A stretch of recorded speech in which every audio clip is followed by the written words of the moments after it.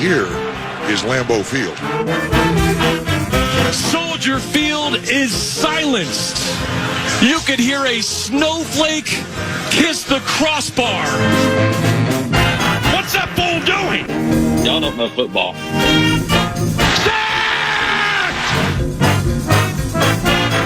Come on!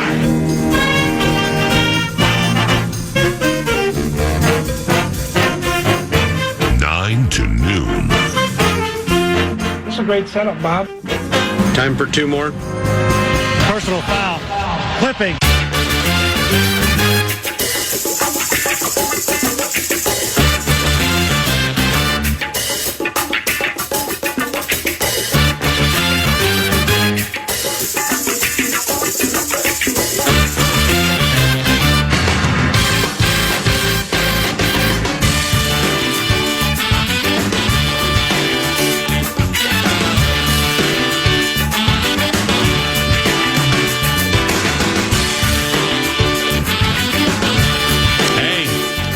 And a happy Monday to you.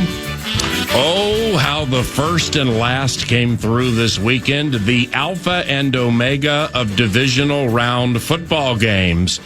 From the first snap at Mile High to the walk-off winner last night in Chicago. We're down to our final four. But the first and the last, wow, just stupendous.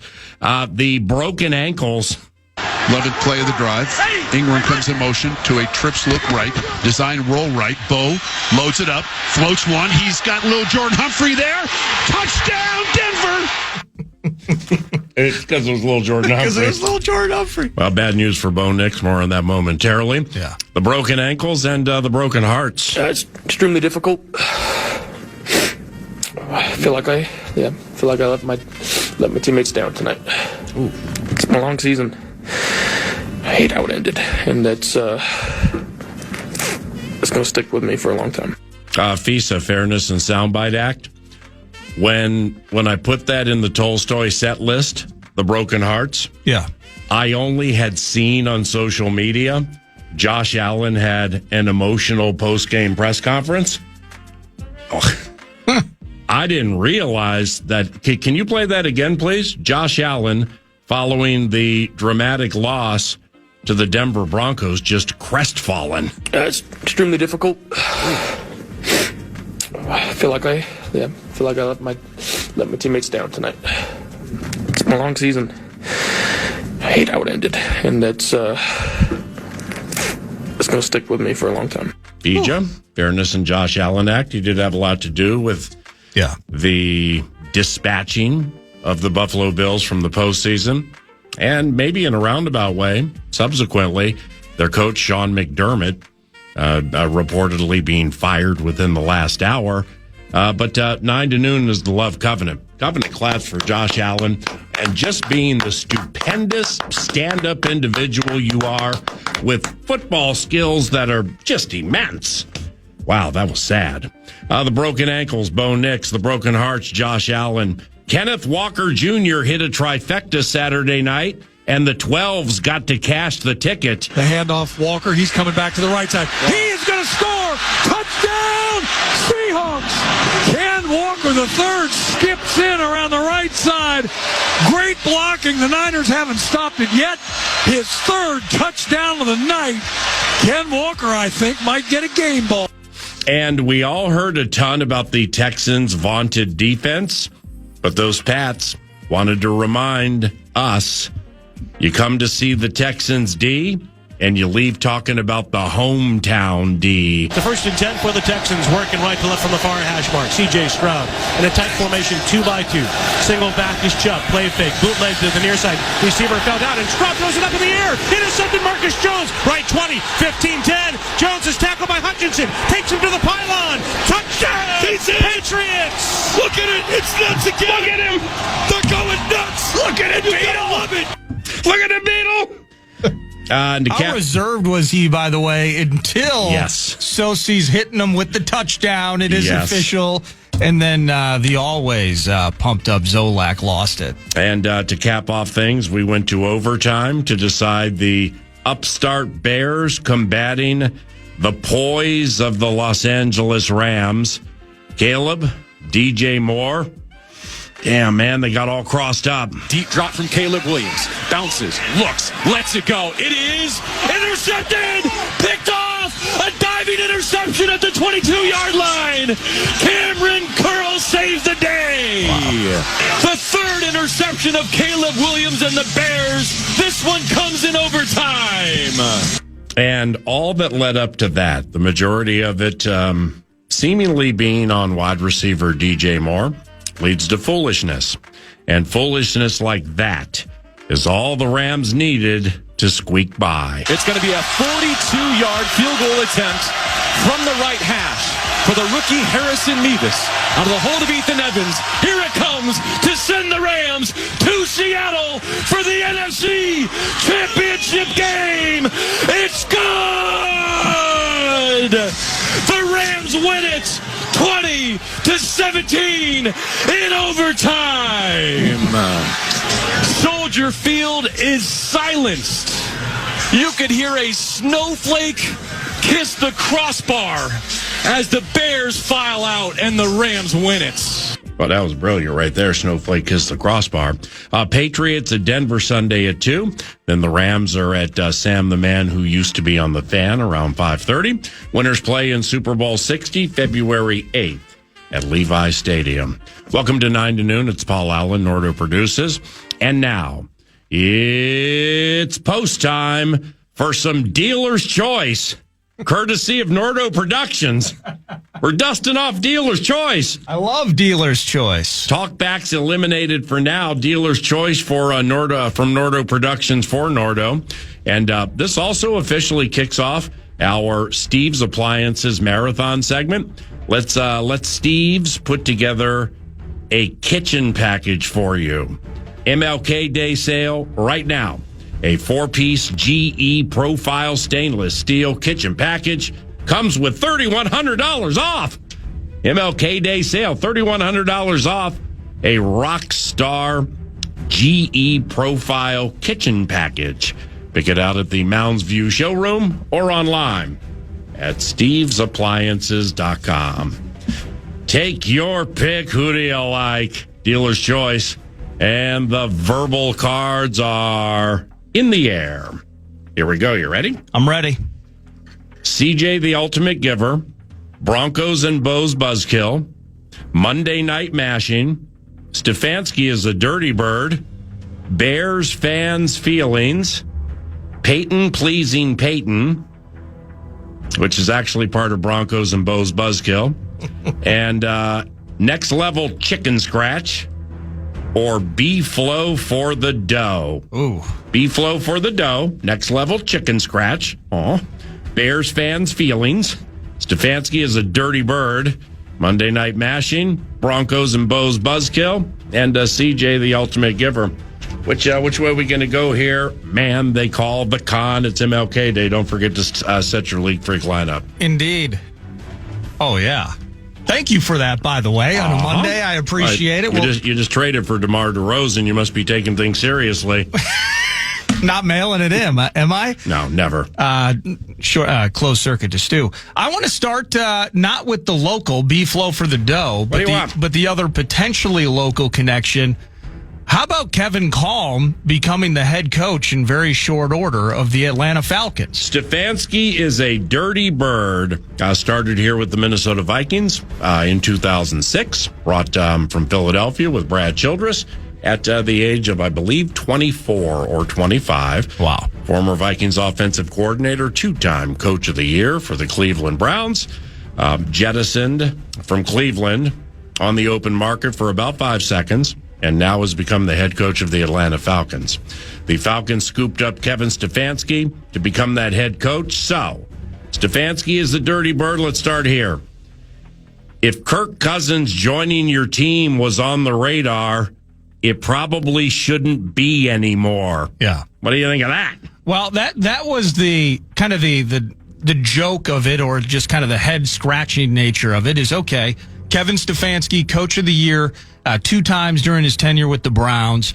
and not a lot of support from the upper offices in regard to finding that quarterback that he could use to execute the offense. They tried. He can run with freaking anybody. It doesn't matter whether it's Chubb, it's Ford, it's Judkin. It's anybody he wants to. He will construct one of the better rushing attacks in the NFL. Preach. And now he gets Bijan Robinson. Right. So, wow. If you're already pondering 2026 fantasy drafts and wondering, I wonder who should go number one, think about Bijan. That's all I will say with Kevin Calm. To that end, with the quarterback spot, though, PA? Thank you.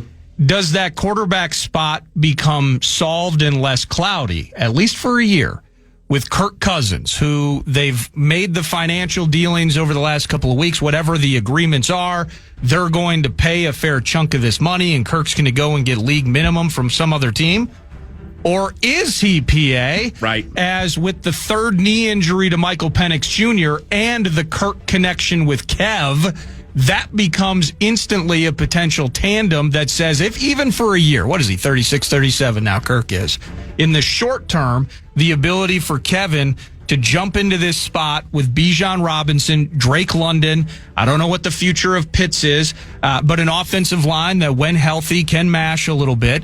But to have that sort of talent with a guy that lockstep, play action, run game, turn your back to the defense and fire, the uber calculated nature of Kevin Stefanski with the uber calculated nature of Kirk Cousins, I think that conversation is ended, and Kirk will remain with the Birds with his new / former coach. No way he takes the job unless they guarantee him Chains is the guy. Yeah. At least for next year, like you said.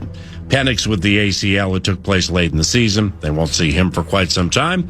As you mentioned, he has Bijan Robinson, a competent quarterback, and Drake London. Now, tight end Kyle Pitts, he's the key here. Well, he's part of the key because he's due a new deal here pretty soon, and I wonder what they do with him. The reason I bring it up is because Stefanski just spent the first head coaching run of his career with a player named David Njoku. David Njoku is a big, fast, gifted, physical specimen who never quite lived up to the hype. Kyle Pitts is a big, fast, physical specimen who shows you just enough that you just want to keep coming back for more. It worries me about the contract year phenomenon. We saw it here with DJ Wadham, most productive year of his career. I know we're talking about different players, different skill sets, etc. But DJ Wadham goes and gets 2-20 or something like that from the Panthers. You don't see the replication of the production. Patrick Jones had his most productive year in a contract year, moves on, I believe, to the Panthers as well. You don't see the return of that production. I don't know how. Do you believe in is there a reality to the phenomenon of contract year production? Well, as it pertains? Wadham had 15 sacks last year. I'm just kidding. There's no. I always love that one. DJ Wadham. DJ got him. He did win the game for us, I believe, at Lambeau by sack fumbling Mr. Rogers. No, I would worry about, because you mentioned does just enough.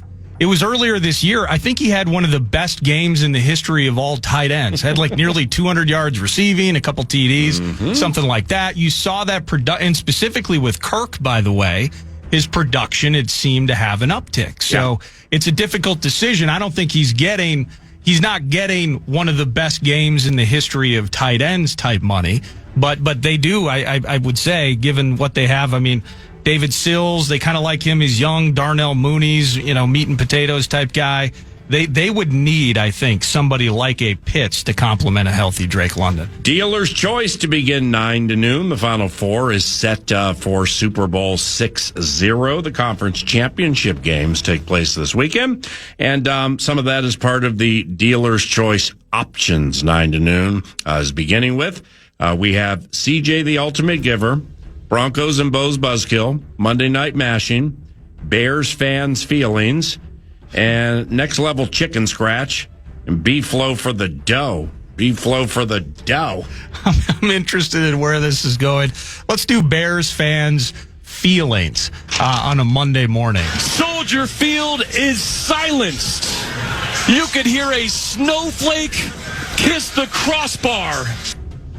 You could until the Bears left the field, and it was. I saw this on social media. I thought it was quite touching because it really can go one of three ways.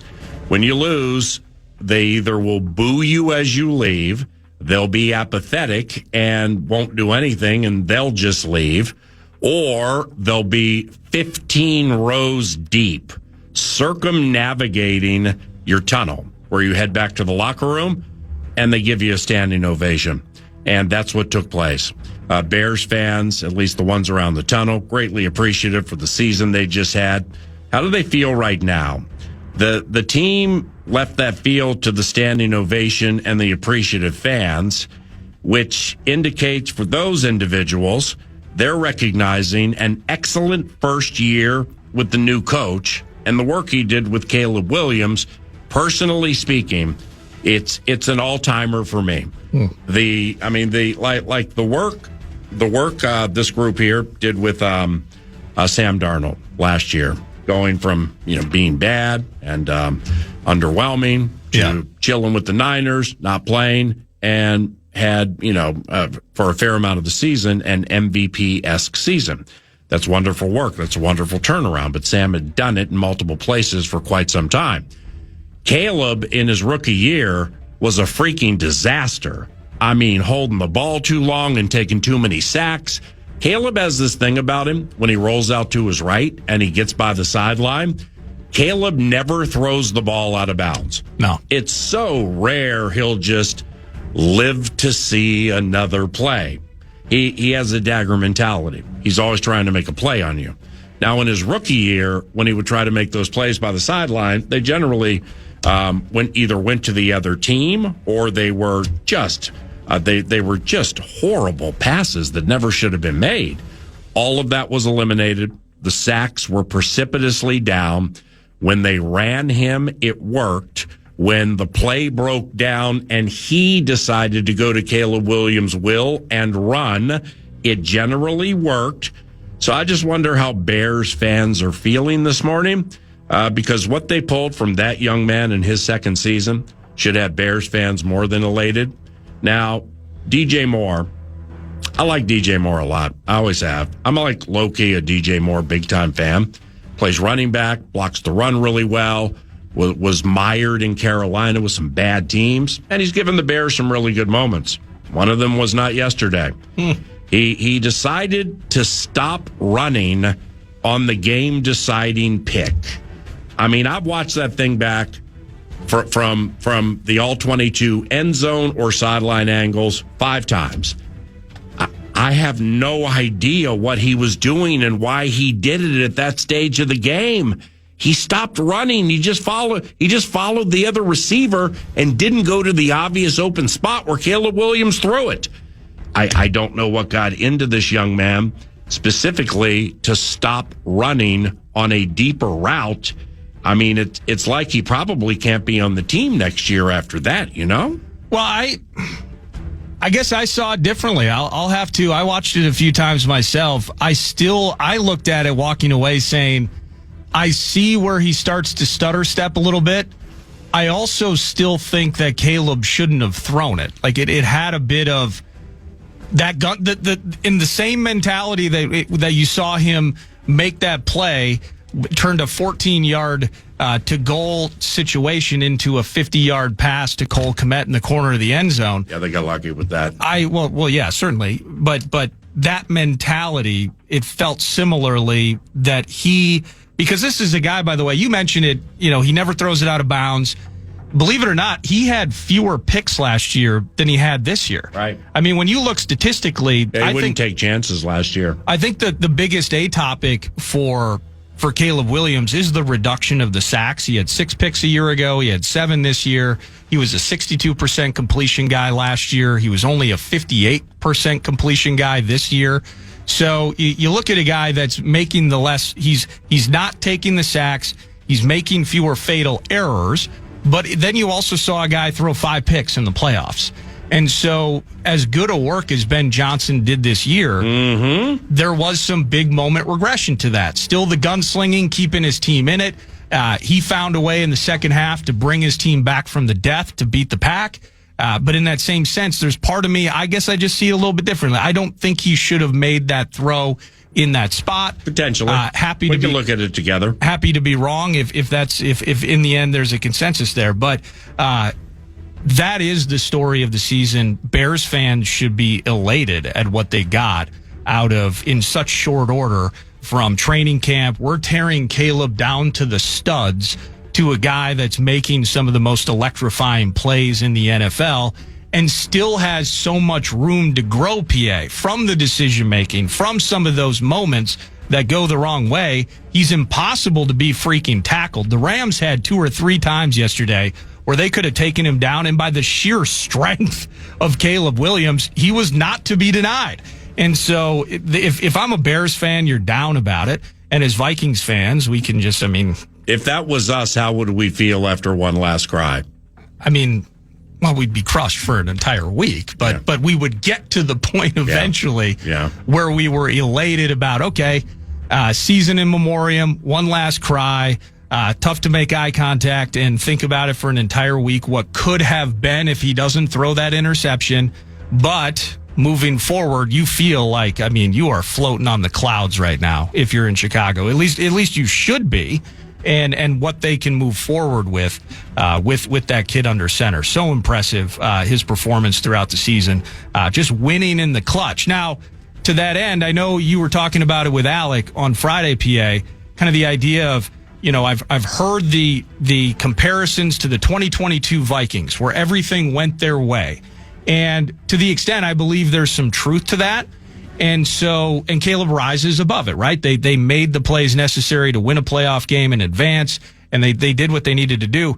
The next step for them is, why are they inefficient in the first halves of games? How can they improve from a skill standpoint? Is there a health situation that they need to address at a global scale with that defense so that they are not putting themselves into situations where the kid has to be a hero? Can Caleb be as good in the first quarter as he is in the final 2 minutes of games? That's a growth step for a team, by the way, that are NFC North champs and won a playoff game this year. I found a spinning wheel, by the way, for dealer's choice. We spin the wheel with the verbal cards being put in the air, and a mad producer selects whichever topic he would like for us to opine.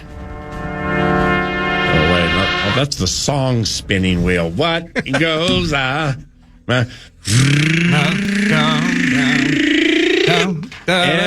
the wheel lands on either CJ the Ultimate Giver, Broncos and Bo's Buzzkill, Monday Night Mashing, Next Level Chicken Scratch, or Beat Flow for the dough. Broncos Buzzkill. All right. If Bo's healthy, they're headed to Santa Clara. Well, there's that. That is unbelievable. And he only played I think it was 1 or 2 plays maybe on the ankle. Mm-hmm. And Bo Nix, his you want to talk about growth arc.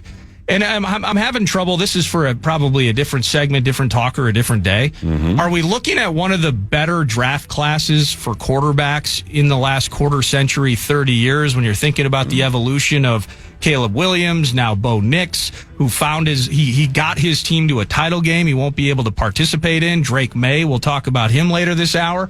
And Jaden Daniels had his team in a title game a year ago. Are we seeing underwhelming play of teams that rise above it with the total operation in itself, where it is the gunslinging nature of Caleb Williams, but his defense had the most takeaways in the NFL this year, and they had a terrific running tandem. Bo Nix and that defense and the coaching of Sean Payton. Drake May and all those takeaways by the defense, when Drake May at times yesterday did not have a freaking answer for Will Anderson and Danielle Hunter. Are we seeing the evolution of great quarterbacking, or really just a confluence and a collision of great overall teams? That requires some thinking. But regarding Broncos and Bo's Buzzkill, Bo Nix has a broken ankle and is done for the postseason. Jarrett Stidham, an expatriate, starts Sunday against New England. He hasn't thrown a pass for 2 years. How are Broncos fans feeling? How would 9 to noon handle this? Celebratory. We're hosting the blank FC title game, and a major team that is identifiable first and foremost for its defense, secondly for its head coach, and then thirdly for its quarterback, has lost a key facet of the MV3. It'd be like what goes up must come down indeed. How would we be handling this one? Damn, man. Can we go back in time? It's different, but how did we handle Joe Webb starting a game after Ponder had played maybe the best regular season game of his career? And you get that, you get the winning in on the final week of the season against the Packers. And then you got to watch Joe Webb go and bounce pass it to, who was that, Michael Jenkins maybe? Mm-hmm. And the whole thing was a complete L from there. If I'm a Broncos fan, I'm crushed. I mean, at some point, we might actually not. But how can you be crushed? You're a step from the Super Bowl at home. It's Jarrett Stidham. I mean, what we would do is we would build it up all week. I would say preoccupied. It's like, yes, here we are. We got a good defense. We have a head coach who knows how to do this thing. Oh, damn. Well, that's I'm like preoccupied with it the entire week. I can't get it out of my mind. No, we'd spend the entire week, PA, leading up to a Friday feast, Buffalo Wild Wings, Egan, and here's the deal, Vikings fans, is look what Will Anderson and Daniil Hunter did to Drake May. Yeah. If Ramondre and Travion think they can get through on this defensive front, Nick Benito, et cetera, good freaking luck. And we're mostly healthy on the back end. And this is going to be a grinder of a game. But here in the confines of the Mile High / US Bank Stadium, in our case, here's the reason that the Vikings can still win this game. We would look for as many reasons as we possibly could to sell ourselves on the idea that the Vikings would find their way through it without their preferred quarterback. Broncos fans. As will they on KOA. Correct. KOA, Logan and company. Alfred Williams he's a Twitter right now. They got Ryan Harris checking in. They got everybody pumping their way up. They might bring the sheriff in. Hey, remember when we needed Brock Osweiler to win some games for me when I was hurt, and we did it. 10 years removed from a Super Bowl. They do all that, but I don't know how much solace that would provide. Players will say the right things and put on the right faces, but truly, how much can they trust this situation? And we will hear completely the opposite this week, but in their hearts, they're going to have some trepidation about what's coming. And I just can't imagine how excited Sean Payton is, coach of the Broncos, knowing there's a big I, not thy opportunity here for him. Think about it. He can get all the credit if they find a way to win sans Knicks. If they find a way to the Super Bowl, he'll spend all Sunday night into Monday morning internet searching his name for all the glorifying things people are going to say about him. And they're going to take on the Patriots at Empower at Mile High this weekend. All right, 9:28. We got some more. Went a little longer than I thought there. We have Next Level Chicken Scratch, Monday Night Mashing, CJ Stroud and his ordeal over the weekend, and B-Flow for the dough. And we eventually will get to all of those as 9 to noon continues, courtesy of TimberTech and TimberTech.com. That's part of What's on Deck 9 to noon. And we thank you very much for listening to us on this Martin Luther King Day, chilly as it is here in the cornfields. Nordo produces, and I'm Paul Allen. We have the cash thing, right? We got some money money to give away, and 8 more to go on this holiday Monday, and here they are. The Fan wants to give you a chance to win some bonus bucks with the National Cash Contest. Go to KFAN.com, enter the keyword check. A Mike Checka 1212 is in getting a check for some bonus bucks. Keyword is check at KFAN.com. Good luck.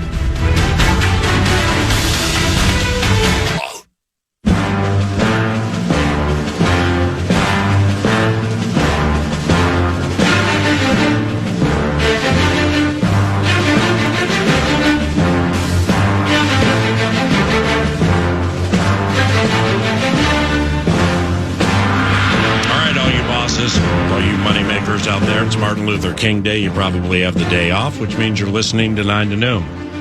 This segment that we do each and every weekday called Bikes Bites is open for business, and it hasn't been open for business for quite some time. So, when things get back to normal with the work days, if you're interested in joining KFAN and the iHeart family, from an advertising standpoint. Buying and or taking over Vikes Bites can be part of it. And we will share more with that tomorrow. But this is valued open real estate that has not been open for quite some time. And it's not always about the Minnesota Vikings this time of the year. But this part of it will be. And it's once again provided by nobody. So listen to 9 to noon this week, and we'll give you some routes that you can follow if you would like to join the covenant so we can help you make some money. But from a Vikes Bite standpoint, Brian Flores, B-Flow for the dough. That was one of the dealer's choice topics. And I believe this went public yesterday, late yesterday or today. There were reports that Brian Flores, defensive coordinator for the Minnesota Vikings, B-Flow for the dough, has a second interview coming with the Pittsburgh Steelers. Yeah, I saw that this morning, in fact, yeah. The second interview with the Pittsburgh Steelers also for the head coaching spot. And it's an in-person interview with the Roonies. Oh my gosh, above average. Don't kill the messenger, but a second interview is coming up for Brian Flores with the Pittsburgh Steelers. Wonder what's next with that one. Well, tell me if you think this is right or if this is dumb. When I saw that this morning, I'm thinking, why would the Roonies waste Flores' time? Yeah. So that's kind of waste their time, or waste their own time. Because again, I keep using this as an example where the Cardinals had in Monty Ossenfort 3 years ago. I'm sorry. What? I'm laughing because we're thinking about B-Flow in a second interview with Pittsburgh. Yeah. And Stefanski did like 2 or 3 interviews, landed with it's, you read about these interviews here, there, and everywhere. Has anybody heard of any head coaching interviews with the Arizona Cardinals? I always love that one. I don't think so. I mean, it's like Jeff Hafley, the defensive coordinator for the Green Bay Packers. He's going to be interviewing for the Miami Dolphins head coaching job. That's right. Just heard that recently. We've heard people going to certain places to interview for certain jobs. Yeah. It's like the owners of the Arizona Cardinals just keep looking at their phones going, hello? Is there like a cell phone tower down here or something? Nobody's calling us. Well, who is it? Bidwell? I forget who the owner is of the Cardinals. But if you see, I was talking about Grant Udinsky last week, and there's a lot of buzz behind him as kind of being maybe he's got some McVay-style savant to him. How about that? He's getting second interviews with the Browns. 30 years old. If you're the Cards brass, and you're sitting there, well, hold on. I mean, after the whole Deshaun Watson thing and Haslam this and Dog Pound that, Shores of Lake Erie, the whole thing sucks. Number 1 draft picks, 50 quarterbacks in the last quarter century. They're getting second interviews already with people. We haven't sniffed the first one. My point with Flores is I think this lends to the idea that he's gone. And save for something strange or unorthodox occurring in that meeting, or potentially both parties just like, actually, you know what, this isn't a fit. I don't think Flores is going to waste the Roonies' time. They know each other. I don't think the Roonies are going to waste Brian Flores' time. They know the guy. That seems like, and I could be wrong, of course.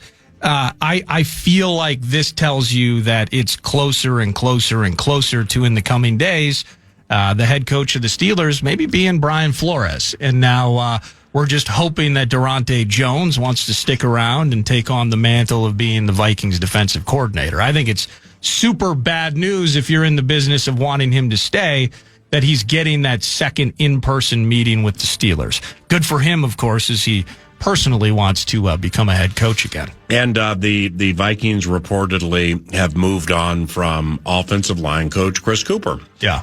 Where I think his contract was up, so it's not like a firing. They're just going to go in a different direction, according to reports. I haven't seen anything official from the team. I haven't talked to anybody with the team pretty much since the season ended. Absence makes the heart grow fonder. There's a certain degree of peace found with finality, and I'm finding it. But nevertheless, the offensive line coach, Chris Cooper, he'll coach somewhere next year, most likely. But maybe maybe that one should not have caught me off guard. Maybe it's the affection and or adoration 9 to Noon has for Chris Cooper. Yeah. We like Chris Cooper. Chris has been wonderful to yours truly and 9 to Noon. And from an offensive line standpoint, and work done or work not done, I just don't really know how to tie Cooper into the Darisaw fiasco through which we all just went. Yeah. Ingram leaves, wasn't great here, starts every game for the Texans. Don't know if he was great there, but he started every game. Bradbury leaves, different offense, different quarterback. He's playing in the Final Four now. I mean, it's. I would imagine some of that played into it, but we need an O-line coach. We do need an O-line coach, and maybe instead of O-lineman of the day, we can do O-line coach of the day, and we can find our way to the right answer of who it will be. Yeah. What are you going to do after Mike Tice? How about Mike coming back? I don't know if that would work. So maybe this is a failing of mine because Chris Cooper was on my radar only because while doing Fan Line and just following the team day to day and week to week, as the season wore on and you saw the injuries and the team's losing games, and the natural progression of that as a fan who buys the tickets, goes and watches the team, wants them to win every game, is annoyed that things are going the way they are. Well, somebody's got to pay. There's got to be change, right? So Matt Daniels, special teams coordinator. We got fumbles. We got penalties galore. We have issues. It's discombobulated. Devin Duvernay here, et cetera. Yeah, Matt ain't going anywhere. Well, Matt's got to pay. I mean, that's kind of but that's the graduate. That's the thought that many have. And during Fan Line, this is probably 6-8 weeks ago now. So Chris Cooper has to be fired. Chris Cooper cannot remain in the building, take his key card and his parking spot, and send him packing. And so he was on my radar in that regard, but simultaneously, a failing I have, PA, is I don't sit, even in a bad season, I think about decisions that Kwesi has made. I think about in moments how the head coach, Kevin O'Connell, has handled things. I don't sit here and think, man, bad loss. I wonder if the DB's coach needs to go. I never get there mentally. And so I feel like in situations like this, in some ways, maybe I'm failing the listeners because I don't think, okay, season over, O-line was in shambles and a complete mess, mostly injury related. Well, it's got to be Cooper. I don't make that mental connection. So that's a failing of mine. From some people's perspective. Yeah, thank you. But to that end, he was on my radar from that standpoint in Fan Line. I do wonder if change is in the air.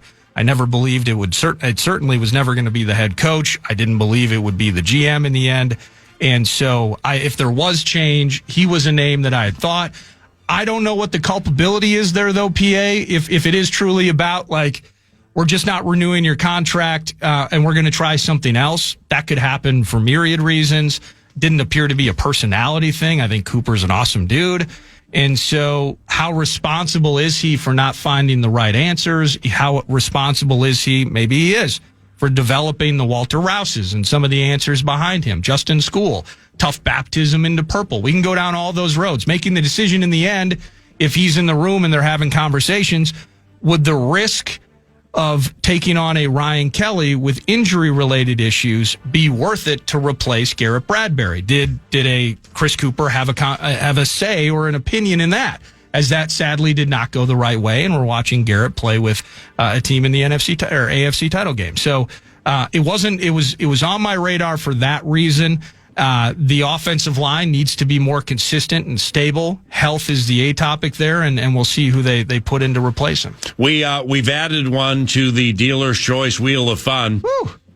How excited is everybody? You don't have to work today, and you get to listen to 9 to Noon. When coming up, you will love Monday Night Mashing. Who's going to be mashing tonight? C.J. Stroud and all that goes into that young man. Yeah, wow. Next level chicken scratch. People desperately want to know what next level chicken scratch is, along with CJ, the ultimate giver. Monday Night Mashing. And did Ben get soft at the wrong time? Did Ben get soft at the wrong time? Isn't this fun? It's 9:45. You're listening to 9 to Noon at FM 100.3 KFAN. Good morning.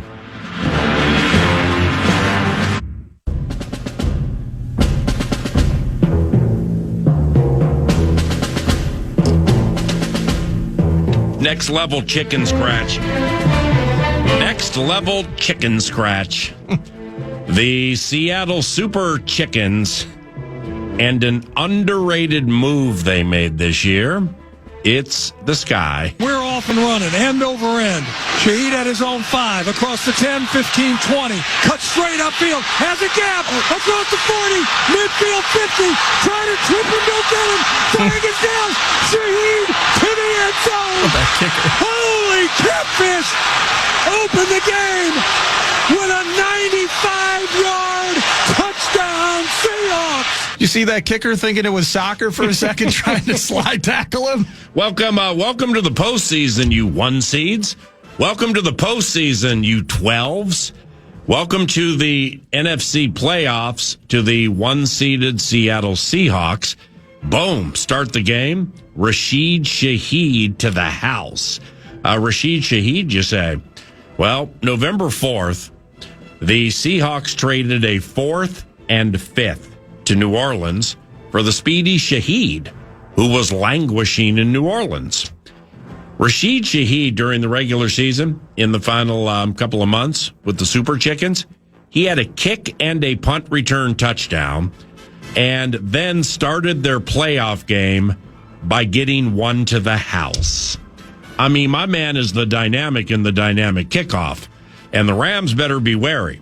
They've had special teams problems all year, and in fact fired their special teams coordinator just a few weeks ago, like a month ago, right in front of the playoffs. They got Ben Katwika now, though. There we go. That unit now is run by, as I was going to say, a coach Nordo actually knows. Ben Katwika, second lieutenant in the aviation branch of the Army, flew Apache longbows back in the day.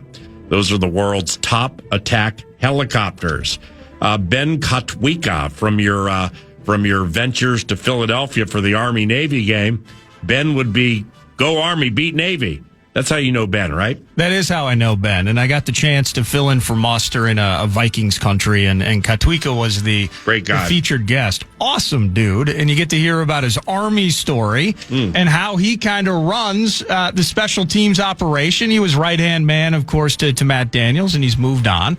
But maybe that's the your move for the Rams, is bringing in Katwika specifically to tweak things and keep Shaheed from making them look like clowns the way that Shaheed did to the Niners. Monday night mashing. That would be tonight. Plus that rookie kicker for the Rams, he ain't chasing down Shaheed, so they're going to have to figure out a different option. What when I say Monday night mashing, what do you think that means? Monday night mashing. Monday night mashing as part of the wheel of topics and dealer's choice. What do you think that means? I have absolutely no idea. I'm just going to leave it there. The Canes and IU. Oh. Something for non-college football followers to follow tonight if you're watching the national championship game. This was validated yesterday by a friend of mine named Luke, who, along with Poopy Dave and John Ojampa, love the Miami Hurricanes the way we love the Minnesota Vikings. And the Cane, Luke, part of a group with which I watched the final playoff game last night. Luke daggered something Poopy Dave had said, and then something I read earlier in the week. All my Canes friends think their D-line has a major advantage over IU's offensive line. And that'll lead to the upset. I mean, you're getting like 8.5 points. The money line has to be fat. Roads should be clear if you wanted to head south or wanted to head east and fill that gas tank. You're getting plus 260 as of this moment. Oh, well, I mean, we've talked about the 8.5 being a lot, haven't we? Well, yeah. I mean, just in passing, like outside of Malachi Toney, I can't name one player on their team. You kidding me? I mean, yeah, it's like 8.5. That's a lot of points. Yeah. Okay. Yeah, that's a lot of points. Yeah, I don't, and we have no idea where to go from there. I went with that's a lot of points, because watching the way Miami has played in and won these games leading up to tonight, you don't run away, you don't pass away, you don't leave Miami in your dust. And maybe it is because of that defensive front. So, gaudy numbers that Indiana, I mean, Indiana grinded their way to a victory against Ohio State. We saw what that can look like. We did see them put 50-plus on Oregon. So, you okay, when everything's going right, I think there was some defensive touchdowns in there. It wasn't, a 400-yard performance from Mendoza. Yeah. I just don't think you can absolutely just lambaste Miami. That just seems, based on the minimal amount of things that I've seen over the course of this year, I don't think you can do that. Well, you can't, because Luke the Cane, Poopy Dave, and John Ojampa, along with Barry Jackson for the Miami Sentinel-Sun, they all think the defensive line for Miami not just has an advantage, has a dramatic advantage over the way IU does things with the offensive line. So I'm going to stop right there because I'm starting to sound too much like I'm Lee Corso with the big duck on my head or a Hoosier head or something like that. Yeah. I'm just don't kill the messenger. So I've met John Ojampa. Seems like don't know him well, though, I would say, outside of some basic introductory conversation and such. Good dude. But Poopy Dave, I know Poopy Dave quite well. Love Poopy Dave. Poopy Dave does not strike me. He's a rube. Yeah, but he's a lawyer. But he's a lawyer rube. Yeah, he's a litigious rube. He's gonna give you, the barrister's gonna give you both sides of the equation. Yes, he will. But if he'll argue both sides to a W. He's that good. If he thinks you're guilty, and he's going to come at you full throttle with this D-line take. He has no chance. That's me up against Poopy Dave in a courtroom. And I would say if Poopy Dave is so high on the defensive front for the Canes that he just can't fathom Indiana getting up and down the gym with that ain't ease. Poopy Dave. That's not Poopy Dave? That's Luke the Cane. Okay. And now Ojampa texts me, he of the killer crossover. You guys are getting me too excited. Can't focus on anything today. This is our Super Bowl. Well, that's why God gave most people a work day off. Yeah. In case they're Canes fans and it's your Super Bowl and you got all day to think about it. See, normally and there are jokes to be made here in the cornfields, like, okay, the guy with a Yankee cap. Like, really? A Yankees fan in Minnesota? Well, maybe he's making a Yankee cap more famous than a Yankee can. Potentially. Or the guy with the Cowboys jersey, or the guy that's the huge Lakers fan from Minnesota. Mm-hmm. And you can make jokes about that in the cornfields. Canes fans have had to endure. Now, that sounds weird to say that, given it's true. Bryant McKinney last week, and you think about that 01-02 roster, that's a Pro Bowl roster in the NFL. That's a Super Bowl winning roster with some of the names that are on that bit. Yep. They've spent a quarter century watching just awful operations down in South Beach. Right. I kind of feel like if they win tonight, pulling for the Canes. There'll be sadness for the Hoosiers who have had to endure. Yeah. But have Hoosier fans had to endure, PA? That would be my question. At some point, for a program that has never done anything, you enter into apathetic mode. Wow. So Hoosier football fans really haven't been in a spot to have their hearts broken. Right. Year after year after year, because they've never even sniffed the idea of relevance. Right. So who handles the loss more emotionally? Would it be the Hoosier fans or would it be the Canes fans? Either way, I think we're going to get one hell of a title game, and I tend to lean the Canes way in terms of that defensive front, keeping this thing mighty close tonight in Miami. That's very, very true, David. And finally, for this segment, before Mick Tocchet joins the fray, C.J. Stroud, the giver. C.J. Stroud, the ultimate giver. 8 turnovers. There were 8 turnovers in that game yesterday between Houston and New England. 5 by the Texans. C.J. Stroud threw 4 first-half interceptions, and 1 went to the house. He fumbled 5 times in the Steelers' wild card victory. Yeah. The Texans' blueprint to victory is to play defense and not turn over the football. That's it. That's right. We love our defense. If we don't turn over the football, we're going to win 78.7% of our games. The blueprint became the red print with blood all over it with all these turnovers. Their quarterback gave it away 8 times the last 2 games. That will provide an off-season of talkers for Houston Texans fans. I happen to be quite fond of C.J. Stroud, and it pains me that my man can't keep control of the football. Now, What does Ben got soft at the wrong time mean? We'll present that, plus Minnesota Wild, Golden Gophers hockey, and much more with one of our favorites, Pat Micheletti. McTocket Radio on the Mural Radio around the corner at FM 100.3 KFAN.